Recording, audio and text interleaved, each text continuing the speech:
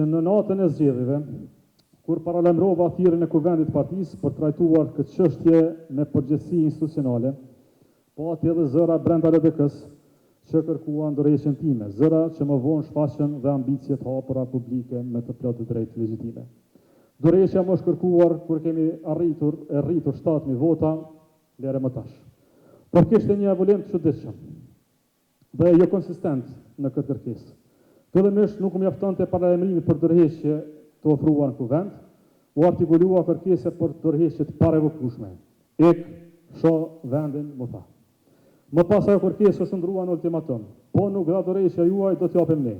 Disa dhe dhanë, ndonse tëra çfarë kërkonim, unë dhe bashkëpunëtorët tonë, ishte trajtimi i brendshëm i secilës çështje që kishim. Këtu në këtë kuvend.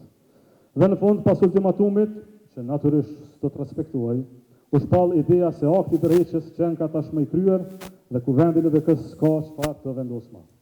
Merreni me mend, kuvendi i LDK-s nuk mund vendos më për ne. E kush pra?